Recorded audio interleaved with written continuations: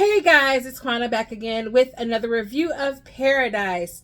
Paradise has quickly become one of my favorite shows. It airs on Hulu and Disney Plus, and it stars Sterling K. Brown and James Marsden, and it was created by Dan Fogelman, who brought to us This Is Us. So if you are This Is Us fan and you've been to my channel before because you know I covered This Is Us, then I definitely think this is a series that you want to check out. But in this video, we're going to be talking about episode 2, which is called Sinatra.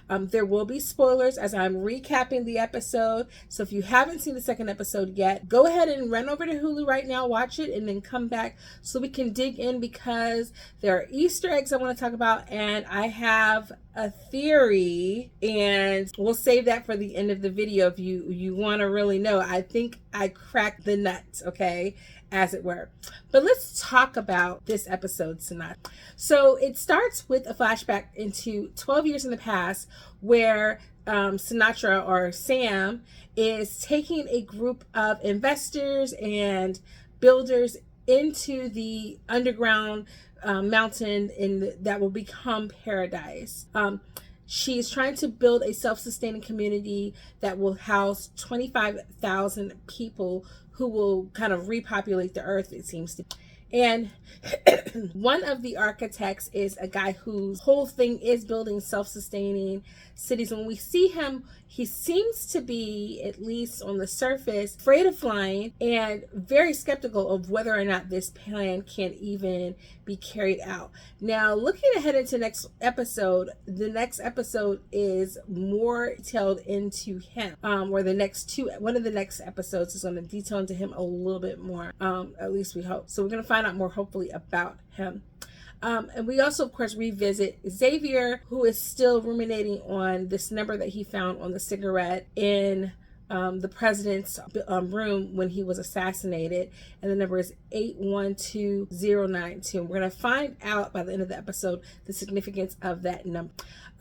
Essentially, when Sinatra is talking to this architect, she talks to him about, wanting it to feel completely normal, like it could be anywhere USA, ideally so that the people who are going to be picked to live in this community will be able to do so without this feeling or sense that of kind of uncanniness, and they'll be able to ease into it very easily. It could be anywhere USA in this little mountain home or what have you. And then we flash into the past before that, where we see her meeting her husband for the first time at a bar, right as her technology is about to kind of go global and make her the biggest self-made millionaire on the planet. I like the little tidbit that at first she kind of lies about how much she's going to be worth, because it's very much like in a woman's demeanor to downplay her accomplishment, especially to impress a man. His biggest accomplishment is his team just won their softball tournament. Her biggest accomplishment is that she's about to be worth $34 billion. So I like the little tidbit that she plays it down, and he doesn't actually seem too intimidated by it. He actually seems like he takes it on.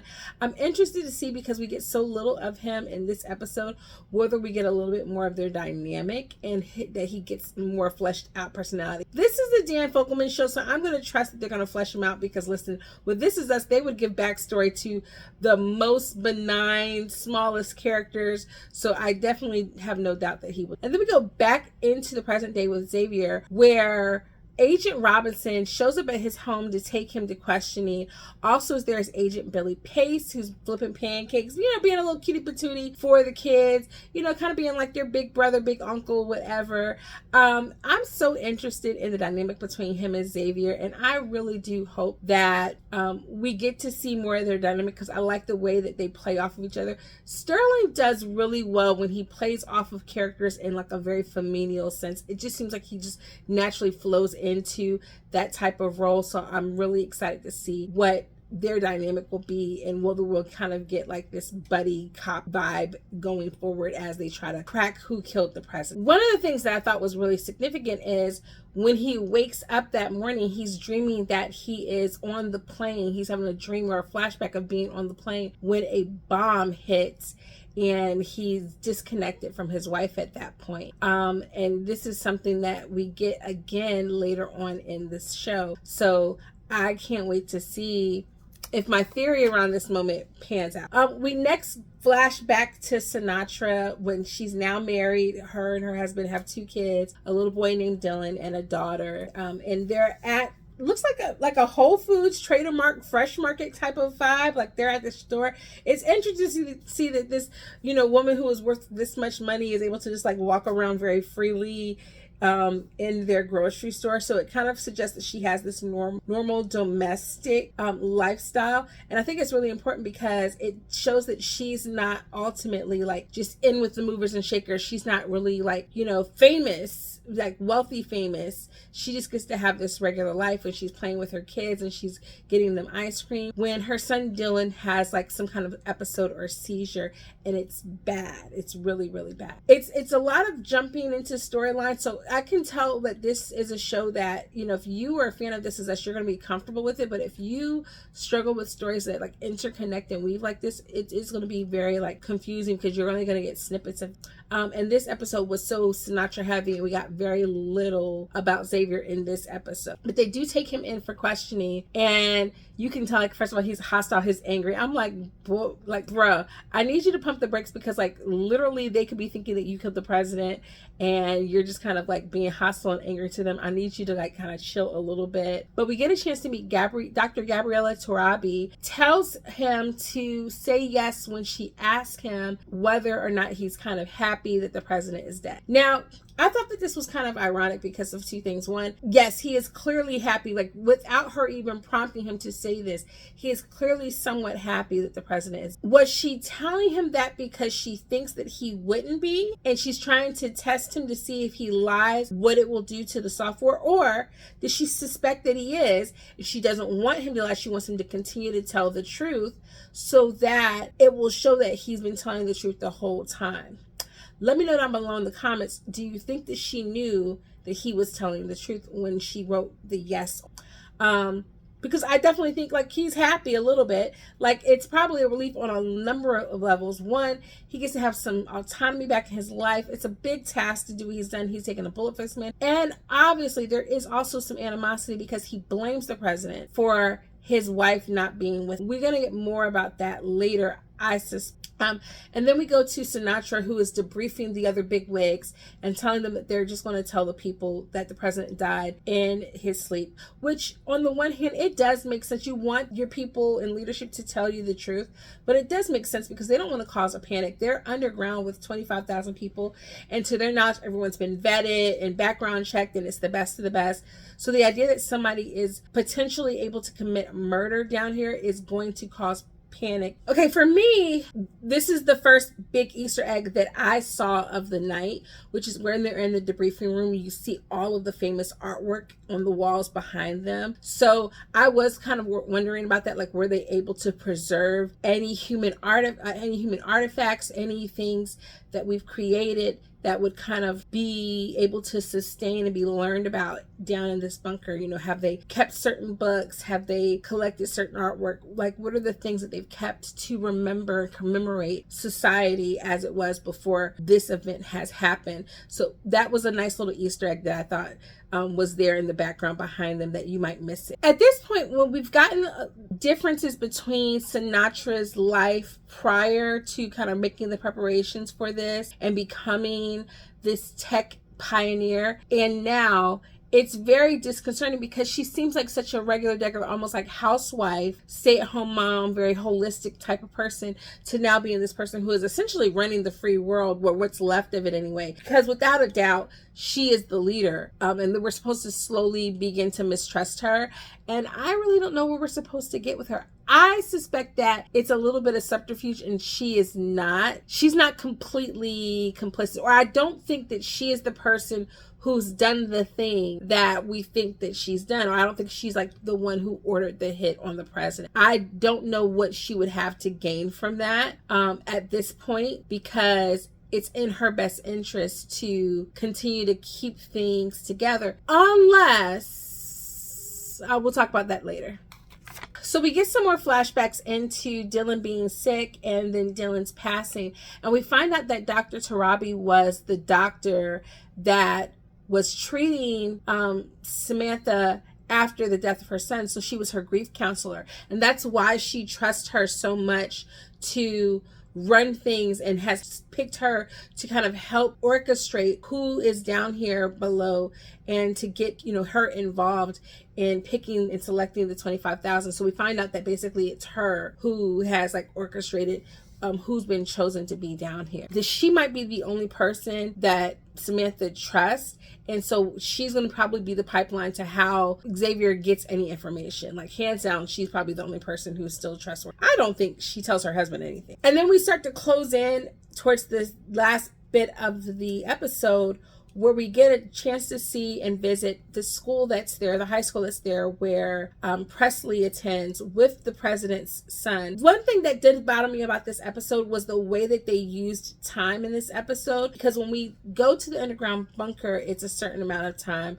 When we go back in the past, it's a certain amount of time. The movement of time feels weird. They never really age the people down significantly enough to then have them be the age that they are in this timeline. And then I was not aware that the president's son and Presley were that close in age, where there would be obviously like some romantic interest between the two of them. That's a little like weird and disconcerting, because he's only it was his second term where Xavier was going to be taking over being his head agent, and then from there they've been down here for a number of years. So it's at least been like somewhere between 7 to 8 years that like they have been like in close proximity like this with each other. I guess, I mean, like if the kids were probably like at least 8, then that could make sense. But it's just weird that the way time is played here. I'm not gonna lie, and I thought it was just me, but now I've watched the episode 3 times and it's still a little weird to me. So that may be something that, like, when we look into continuity for the show, that Dan is going to need to tighten reins on a little bit, because that was a little all over the place. But we get to meet the first lady, and I think she played Tess on that CW show, if I'm not mistaken. I've seen her in a bunch of other stuff too, but she's one of those people who I can never place her, but she has like the country accent. She puts me in the mindset of the actress from Private Practice who played Charlotte. She reminds me of her a little bit. But I thought there was a cute little bonding moment where we get to see that she's kind of slightly relieved. She doesn't seem like too broken up about her husband being dead, because of course they were having issues and he was having an affair, so there's that. One of the things that we see about Xavier is he seems very staunchly like, I have morals, I have ethics, I don't like people who don't. I hope that is not to a fault. I hope that they don't make him too flat in that, and that not that he has to do bad things. You can be a good person in life, but I hope that there's a little bit more nuance that he gives to that, because it seems like he did genuinely care about the president, but he seems also very triggered that the president was having an affair, and that is not the person that he wanted to be. And then to kind of find out that he's also like sleeping with Xavier's boss, like the actual head, he's like, no, I'm not here for any of that. So it was a nice, cute little bonding moment. My niece kept saying, wait, was the president really racist? Because they keep making these quirks about him being racist. And I'm getting the vibes that he's kind of supposed to be a little bit like Archie, like a mini version of Archie Bunker, where he's like not full-blown racist, but he definitely buys into some stereotypes, because they're playing this basketball game and he sees this tall black man and he's like, oh yeah, he's gonna be good at ball, and he's just okay. And he seems very upset by that he kind of wanted Xavier to be like a larger than life. I like that they didn't lean into that trope, because like, hello, you need to wake up. Like, yeah, we say black girl magic, black boy joy, but like, hello, we're not all a monolith.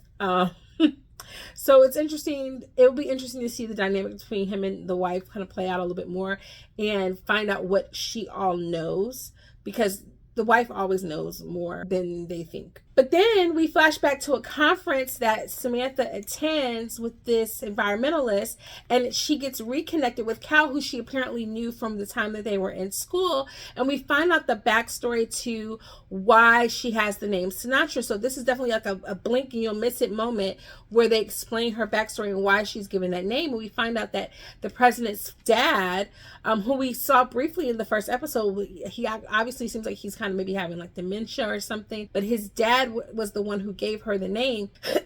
because he used to call that other group of friends the Rat Pack, and essentially was saying, she is the real leader of the group.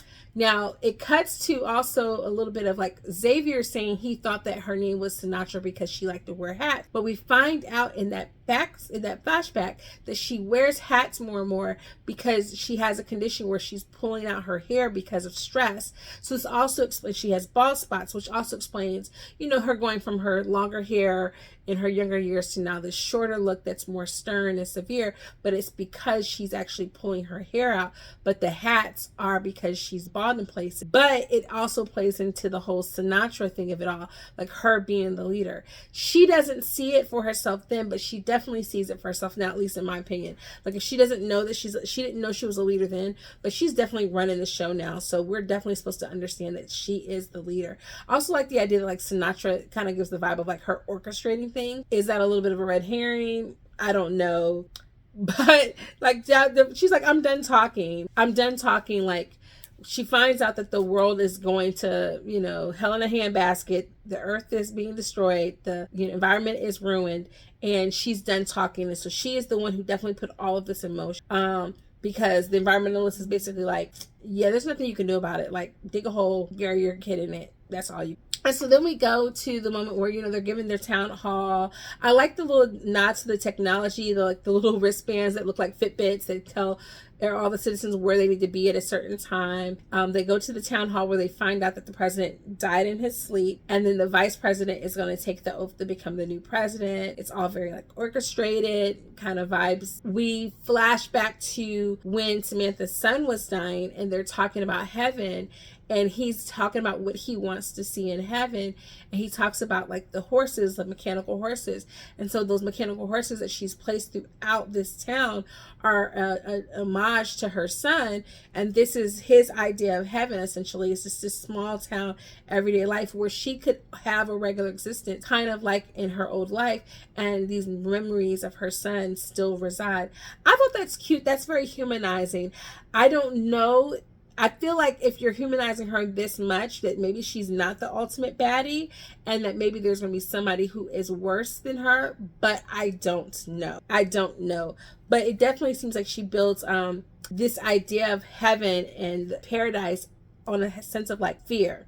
And then we go back to like Presley and the president's son, who I cannot remember his name. I'm going to remember it one, but it's easy to remember Presley and James because they gave them a whole backstory of how we got their name. And he is talking about his dad listening to all this like crappy, son. 70s, 80s, and 90s old school music. The 90s are old school. He goes and he starts talking about how now he's listening to all this music because they have this music library. He plays the song We Built This City by Starship, which of course is like the perfect song to pick when we're getting this backstory of like how the city was built. We cut to Xavier talking to Billy about Sinatra being the most powerful person and them kind of coming to that realization. I guess they didn't come to that realization before, but now she's like effectively pulling the strings.